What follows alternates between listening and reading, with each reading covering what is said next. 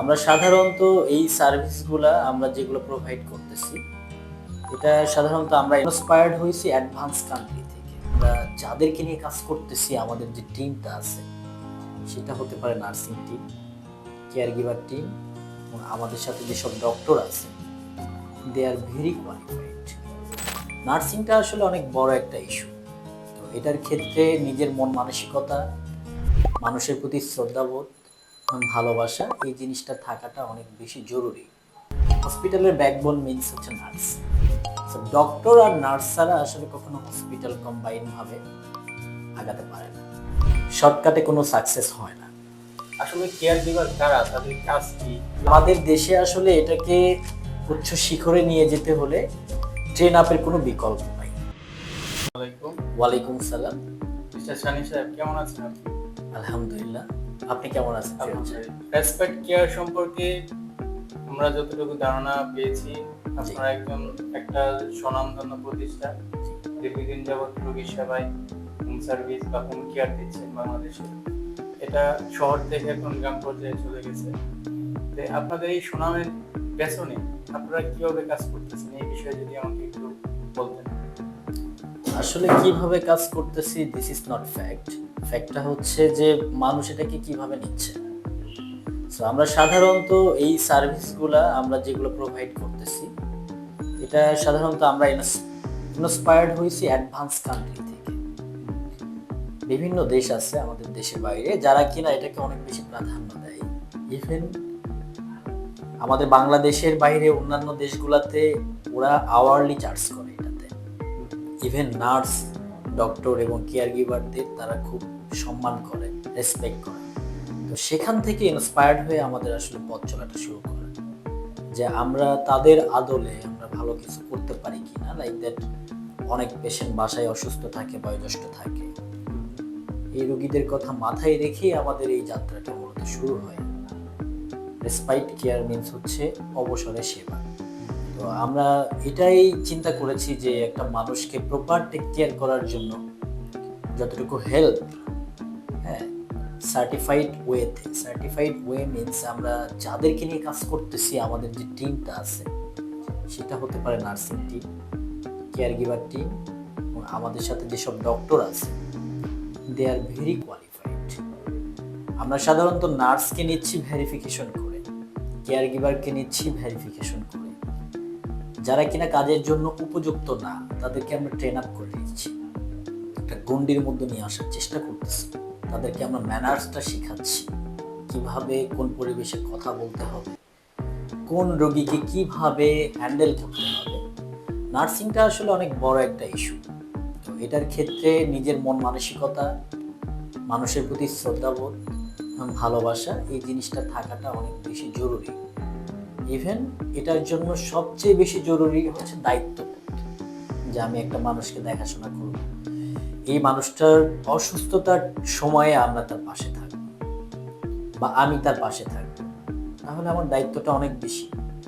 তো সেই মানুষটাকে আমি ঠিকমতো ওষুধ দিচ্ছি কিনা, তার প্রপার টেক কেয়ার করতেছি কিনা, তার মিলটা আমরা এনশিওর করতেছি কিনা, না খেতে চাইলে তাকে খাওয়ানোর জন্য যে ব্যবস্থা করা, this is call nursing. So nursing এর মধ্যে আসলে অনেক কিছু আছে, লাইক অ্যাডভোকেসি, টিচার, একটা নার্স একটা অ্যাডভোকেট, একটা nurse like that a teacher. একটা নার্সের আসলে অনেক বেশি গুণাবলী থাকা দরকার, যেটা আমরা এখন বর্তমান সমাজে আমাদের নার্সদের মধ্যে দেখতে পাচ্ছি। দে আর ভেরি ইন্টেলিজেন্ট। সো হসপিটালের যদি ব্যাকবোন চিন্তা করি, হসপিটালের ব্যাকবোন মিনস হচ্ছে নার্স। সো ডক্টর আর নার্স ছাড়া আসলে কখনো হসপিটাল কম্বাইন ভাবে আগাতে পারে না। সো একটা হসপিটালে সেই হসপিটালের যে ডক্টর এবং নার্স টিম যত বেশি মজবুত, সেই হসপিটাল তত দ্রুত এগিয়ে যায়। এই চিন্তা মাথায় রেখে আমরা এটা আসলে এই সিদ্ধান্তে উপনীত হয়েছি যে আমরা যেহেতু বয়োজ্যেষ্ঠ রোগীর সেবা করতেছি বা করার চিন্তা করেছি, আফটার রিলিজ যে পেশেন্টগুলা নার্সিং সেবার দরকার হয়, কেয়ার গিভার, অনকল ডক্টরের প্রয়োজন হয়, আমরা যে মানুষগুলাকে নিয়ে কাজ করতেছি তারা সার্টিফাইড কিনা, এটা আমরা আগে ভেরিফাই করতেছি আমাদের টিমের মাধ্যমে। রেসপাইট কেয়ারের আসলে অনেক বড় একটা টিম আছে যারা কিনা এই টিমের মাধ্যমে আমরা এটা পরিচালনা করে থাকি। সেক্টর আমাদের আলাদা করে দেওয়া আছে। তো সেই দৃষ্টিকোণ থেকেই আসলে আমরা চেষ্টা করতেছি আগানোর। আর ভালোবাসা, সম্মান, শ্রদ্ধা সবকিছু মিলিয়ে আমরা, হয়তোবা আপনি যেটা বলছেন, আমি জানি না যে আমাদের রেসপাইট কেয়ার কতদূর আগাতে পারছে বা আমরা মানুষের মধ্যে কতটুকু যেতে পারছি। সো আল্লাহ পাক চাইলে হয়তোবা আমরা বাংলাদেশে আরো অনেক বেশি মানুষকে সেবা করতে পারবো। প্রথমত আমাদের উদ্দেশ্য হচ্ছে মানুষের সেবা করা। মানুষের সেবা করার চেয়ে বড় কোনো কাজ পৃথিবীতে নাই। সো এই চিন্তা নিয়েই আমাদের পথটা আগানোর চেষ্টা চলছে। আচ্ছা সানি সাহেব, সুন্দর কথা বলেছেন। উন্নত বিশ্বে যেমন কেয়ার গিভার সেক্টরটা অনেক উন্নতির শিখরে, কিন্তু উন্নয়নশীল দেশ বাংলাদেশ, এখানে কেয়ার গিভার শব্দটা নতুন। আসলে কেয়ার গিভার কারা, তাদের কাজ কি, কিভাবে মানে তাদের গণ্ডি কতটুকু এবং তাদেরকে কিভাবে আপনারা ট্রেন আপ করেন, এই সম্পর্কে একটু বলবেন। আসলে বাংলাদেশের প্রেক্ষাপটে যদি আমি চিন্তা করি যে কেয়ার গিভার, সো অনেকেই আছেন যারা এই ধরনের প্রতিষ্ঠান খুলেছেন, তাদেরকে আমি অবশ্যই সম্মান করি, শ্রদ্ধা করি। কিন্তু একটা জিনিস মাথায় রাখতে হবে যে কেয়ার গিভার মিন্স কি। কেয়ার গিভার তো সাধারণ মানুষের মতো হলে হবে না।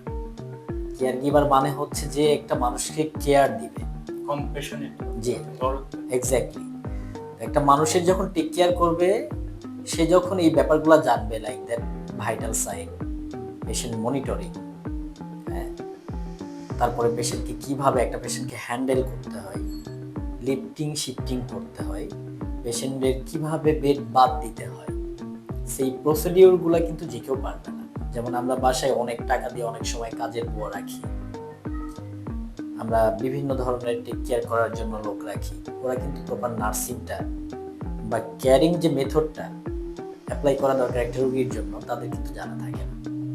তো সেক্ষেত্রে আমাদের দেশে আসলে এটাকে উচ্চ শিখরে নিয়ে যেতে হলে ট্রেন আপের কোনো বিকল্প নাই। তো অনেক বেশি ট্রেন আপের দরকার আছে, ইভেন শর্টকাটে কোনো সাকসেস হয় না। তো যারা এই কেয়ার গিভার পেশায় আসবে বা কেয়ার গিভার নিয়ে কাজ করতে চায়, যারা কিনা মানুষের সেবা নিয়ে কাজ করতেছেন, তাদের উদ্দেশ্যে আমি এটাই বলবো যে আপনার কেয়ার গিভার, আপনার নার্স কতটুকু পারফেক্ট এবং কতটুকু মানুষের জন্য কাজ করবে, সেবা দেওয়ার জন্য আগ্রহী, এই জিনিসগুলো আপনি এনশিওর করতে হবে। আদারওয়াইজ আপনি আপনার কেয়ারটা অনেক কমে যাবে। যেমন কম্পেয়ার হয়ে যাবে তখন যে আমার বাড়ির কাজের বুয়াই তো এই কাজগুলো জানে, তাহলে তো আমার এক্সট্রা কোনো কেয়ার গিভারের দরকার হয় না, তাই না? তো আমরা যদি বাংলাদেশের এলিট ফ্যামিলিগুলোর দিকে তাকাই, অনেক ফ্যামিলি আছে আমার দেখা যারা কিনা বাসায় মানে 6 আওয়ারলি নার্স রাখে। 6 আওয়ারলি মিন 24 ঘন্টায় ওনাদের 4 জন নার্স থাকে শিফটিংয়ে, প্রতিদিন ডক্টর ভিজিট থাকে। সো এটা একটা ওয়ে দিয়ে তারা আগায়, তারা সবসময় health conscious. So health conscious হতে হবে, ওরিয়েন্টেড হতে হবে যে আমার হেলথটা আমি কিভাবে ভালো রাখবো। আপনি একটা জিনিস চিন্তা করেন যে আমরা আমাদের চা খেতে ইচ্ছা করতেছে, ধরেন আপনার চা খেতে ইচ্ছা করতেছে, আমারও চা খেতে ইচ্ছা করতেছে। তো আমি যখন চা খেতে ইচ্ছা করবে, আমি যদি কাউকে বলি আমি চা খাবো, সে যদি আমাকে ইন দ্য মিন টাইম চাটা এনে দেয়, আমার কাছে ব্যাপারটা কিন্তু অনেক সুন্দর লাগবে। ইভেন আমি হ্যাপি থাকবো যে আমি এই সময়ে চা খেতে চেয়েছি, আমাকে তাড়াতাড়ি চাটা সার্ভ করা হয়েছে। তো আমি যদি এই জায়গা থেকে নিজে উঠে গিয়ে চাটা বানিয়ে খেতাম, তাহলে কিন্তু ওই স্যাটিসফ্যাকশনটা আমার মধ্যে আসতো না ওই সময়ে। সো আমরা বেসিক্যালি অনেক সময় আসলে কাজের ব্যস্ততায় ভুলে যাই যে ওষুধটা খেতে হবে, আমার বিপিটা মাপতে হবে, আমার অক্সিজেনটা দেখতে হবে। কেন দেখতে হবে? কারণ আমার অ্যাজমার সমস্যা আছে। সো আমার অক্সিজেনের সমস্যা হচ্ছে কিনা, শর্টনেস অফ ব্রেথ হওয়ার সম্ভাবনা আছে কিনা, এটা কিন্তু আমার অক্সিজেন লেভেল দেখলে আমি কিছুটা আন্দাজ করতে পারবো যে আমার অক্সিজেনটা কমে যায় কিনা বা আমার অক্সিজেনটা ঠিক থাকে কিনা। আবার দেখেন যে আমি যদি হচ্ছে ব্লাড প্রেশারের রোগী হই, ব্লাড প্রেশারের রোগী মানে হচ্ছে এইচটিএন হাইপারটেনসিভ যে রোগীগুলা, তাদের জন্য প্রতিনিয়ত কিন্তু অনেক মেডিকেশনের দরকার হয় প্রেশারটাকে অ্যাডজাস্ট করার জন্য। তো তারা কিন্তু চাইলেই টাইমলি প্রেশারটা মনিটরিং করতে পারে না, তারা কিন্তু চাইলেই টাইমলি ওষুধটা খেতে পারে না। বিভিন্ন কাজের মধ্যে তারা ভুলে যায়, অফিসিয়াল ওয়ার্ক থাকে, ফ্যামিলি ওয়ার্ক থাকে, আবার ফ্যামিলির মধ্যে তারা অনেক সময় অনেক বেশি সময় দেয়, বাচ্চা কাচ্চাদের সময় দেয়, অনেক সময় কিন্তু তারা ভুলে যায় যে আমার ওষুধটা খাওয়া প্রয়োজন। তো সেম জিনিসটা যখন আপনাকে কেউ বলবে যে স্যার প্লিজ আপনার ওষুধ খাওয়ার সময় হয়ে গেছে, এখন ওষুধটা খেয়ে নিন, তখন কিন্তু আপনাকে রিকলের মাধ্যমে আপনি টাইমলি ওষুধটা খেয়ে নিচ্ছেন। ইভেন একটা গ্রাফটিং এর মাধ্যমে, একটা গ্রাফের মাধ্যমে আপনি সময় মতো আপনার blood pressure, oxygen saturation, pulse এবং ওষুধ খাওয়ার যে ব্যাপারটা, ফিজিওথেরাপির কোনো ব্যাপার থাকলে, ইভেন আপনার ডক্টরের সাথে কোনো অ্যাপয়েন্টমেন্ট থাকলে সেই জিনিসগুলো তারা রিকল করে দিচ্ছে, বারবার মনে করিয়ে দেওয়া। সো আপনার বেঁচে থাকার জন্য সবচেয়ে বেশি প্রয়োজন কি? আপনার স্বাস্থ্য। সুস্থতাই তো স্বাস্থ্যের মূল শক্তি। আপনি যদি সুস্থ না থাকেন তাহলে তো আপনার স্বাস্থ্য সুন্দর থাকবে না। এই কথা মাথায় রেখে আসলে আমাদের বাংলাদেশের অনেক শিক্ষিত পরিবারগুলা, ফ্যামিলিগুলা তাদের personal nurse, personal doctor appoint করতেছে তাদের নির্ধারিত সময় বা প্রয়োজন অনুযায়ী। ইভেন এটা এখন বাংলাদেশের অনেক জায়গায় পৌঁছে গেছে যে মানুষের একটা শেষ সময় প্যালিয়েটিভ কেয়ার বা হসপিটাল থেকে একটা পেশেন্টের সার্জারি করার পর একটা টোটাল টেক কেয়ার করার জন্য বাসায়ও এখন খুব সুন্দরভাবে নার্সিংটা পসিবল। সো আমি যদি বলি কিভাবে possible, doctor, nurse, care giver এবং একটা ওরিয়েন্টেড টিম যদি থাকে তাহলে আমরা খুব সহজে একটা পেশেন্টকে সেফলি সেফ জোনে রাখতে পারি। সেটা কিনা আমাদের জন্য অনেক বেনিফিটেড, পেশেন্ট পার্টির জন্য অনেক, রোগীর লোকের জন্য অনেক বেশি বেনিফিটেড। যদি আপনি মনে করেন কিভাবে বেনিফিটেড, তাহলে আমি বলতে পারি যে আপনি চিন্তা করেন একটা রোগী যদি দিনের পর দিন 1 মাস, 2 মাস, 3 মাস আইসিইউ বা এইচডিইউ বা সিসিইউতে ভর্তি থাকে, তার কিন্তু একটা ফিনান্সিয়াল কাভারেজ দেওয়া অনেক কঠিন হয়ে দাঁড়ায় তাদের জন্য। অনেক সময় অনেক রোগীর লোক নিঃস্ব হয়ে যায়, সর্বশান্ত হয়ে যায়। সো ওখান থেকে যদি বেরিয়ে এসে, আমি ডিরেক্টলি বেরিয়ে আসতে বলবো না, আমি যেটা বলবো যে ডক্টরের পারমিশন নিয়ে, অ্যাপয়েন্ট করা কনসালটেন্টের পারমিশন অনুযায়ী, যে স্যার আমাদের এই সমস্যা, আমাদের এই রোগীর জন্য যদি সঠিক কেয়ার আমরা এভাবে বাসায় একটা ওরিয়েন্টেড টিম দিয়ে প্রয়োগ করতে পারি, তাহলে আমরা কি রোগীটাকে রিলিজ নিতে পারি কিনা। সো ডক্টর যদি একমত হয় এবং তার সাজেস্ট অনুযায়ী যদি সেই টিমটা আপনি রেডি করতে পারেন, ইউ উইল গো। সো সেবাটা এখন অনেক বেশি সহজ হয়ে আসছে। আপনি এখন অনলাইনে গিয়ে একটা সিলিন্ডার অর্ডার করলে আপনি 40 মিনিটের মধ্যে বাসায় সিলিন্ডার পেয়ে যাচ্ছেন। আপনি অর্ডার করলে সাথে সাথে অ্যাম্বুলেন্স পাচ্ছেন, অনকলে ডক্টর পাচ্ছেন। একটা কোম্পানির সাথে যোগাযোগ করলে আপনি নার্স পেয়ে যাচ্ছেন, আপনি সব ধরনের মেডিকেল ইকুইপমেন্ট পেয়ে যাচ্ছেন, যেটা কিনা এককালীন কেনার পরে আর আপনার বারবার টাকা খরচ করতে হচ্ছে না। আর আপনি একটা হসপিটাল বেডে যখন একটা রোগীকে রাখবেন, সেই রোগীর জন্য আপনার মাস শেষে বা দিন শেষে বা 3 দিন পর পর অনেক বড় অ্যামাউন্টের টাকা গুনতে হচ্ছে। ইভেন আপনি হসপিটাল থেকে কখনোই বের হতে পারবেন না সেই টাকাগুলো পরিশোধ না করে। সো বেসিক্যালি আমাদের সর্বপ্রথম চিন্তা করতে হবে যে what is the risk benefit, কোন রোগীর জন্য কি হওয়া উচিত। ইভেন আমাদের সেবাটা দেওয়ার আগে এটা নিশ্চিত করা উচিত যে রোগীর কি কন্ডিশন, দেন ডক্টরের সাথে কনসাল্ট করা উচিত, তার সামারি নিয়ে আমাদের কাজ করা উচিত, দেন সেই অনুযায়ী আমাদের শিডিউলটা মেক করা উচিত। বাইরের একজন স্টাফ যেমন নার্স, কেয়ার গিভার অথবা ফিজিওথেরাপি, হোম কল বা হোম কেয়ার যখন যাচ্ছে, এটা আসলে নিরাপত্তা ইস্যু ওদেরকে কিভাবে বাছাই করেন বা কি সিস্টেম আছে নিরাপত্তার ক্ষেত্রে, আপনারা কিভাবে এই কর্মীগুলোকে বাছাই করেন হোম কেয়ারের জন্য? ওকে, আপনি নিরাপত্তার ব্যাপারে কথা বলছেন, তো আমি প্রথমত যেটা বলবো, আমি আপনার নিরাপত্তার ব্যাপারের কথা, মানে প্রশ্নটা ক্লিয়ার না যে আপনি কি রোগীর নিরাপত্তা চাচ্ছেন নাকি যে কাজ করবে তার নিরাপত্তা চাচ্ছেন? রোগীর নিরাপত্তা তো প্রথম, দ্বিতীয়ত হচ্ছে একজন বাহিরের মানুষ, জি। নার্স, কেয়ার গিভার, একদম অপরিচিত একজন মানুষকে মানুষের বাসায় আপনি সেবা দেওয়ার জন্য পাঠাচ্ছেন। তাই এখানে যদি সিকিউরিটি ইনশিওর না করে পাঠানো হয়, তার দ্বারা অনেক আর্থিক ক্ষতি বা অনেক কিছু হতে পারে।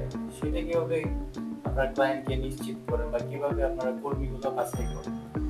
কর্মী বাছাইয়ের ক্ষেত্রে যদি বলি, আমরা আমাদের যে টিমটা আছে রেসপাইট কেয়ারের টিম, আমাদের জন্য, আমাদের কাজের জন্য যাদেরকে অ্যাপয়েন্ট করা হয় তাদেরকে আমরা অফিসে ডাকা হয়। অফিসে ডেকে তাদের সাথে কথা বলা হয়। আমাদের কিছু রুলস রেগুলেশন আছে, সেই রুলস রেগুলেশনগুলো মেনে তাদেরকে আমরা যে কোনো একটা ডিউটিতে অ্যাপয়েন্ট করি। আর আপনি যদি মনে করেন যে রোগী বা রোগীর অ্যাটেন্ডেন্টের নিরাপত্তা, তো সেক্ষেত্রে আমাদের ওইটার জন্য একটা রুলস রেগুলেশন আছে। আমরা তাদের সাথে সরাসরি গিয়ে কথা বলি, অথবা তাদের সাথে আমরা ফোনে কথা বলি। আমাদের রুলস রেগুলেশন যেগুলো আছে পার্ট টু পার্ট, এগুলো আমরা তাদেরকে প্রদান করি এবং লিখিত ডকুমেন্টস আকারে সবকিছু রাখা হয়, যা আমাদের স্টাফের মাধ্যমে বা নার্সের মাধ্যমে বা কেয়ার গিভারের মাধ্যমে যদি ক্ষতি হয়, অবশ্যই এই বিষয়টা আমরা খুব স্ট্রিক্টলি হ্যান্ডেল করব। সেক্ষেত্রে তার প্রথম নিরাপত্তা হচ্ছে এনআইডি কার্ড ভেরিফিকেশন করেন কিনা, পুলিশ ভেরিফিকেশন করেন জি, কিনা, সেক্ষেত্রে আমাদের প্রয়োজনীয় যে ভেরিফিকেশনগুলো দরকার আমরা আসলে অফিস থেকে সেগুলো সবকিছু করে নিই। ধন্যবাদ আপনাকে। আপনার রেসপেক্ট কেয়ার সাফল্যের সর্বোচ্চ শিখরে পৌঁছে যান। Thank you so much. Firoz সাহেব, আপনাকেও ধন্যবাদ।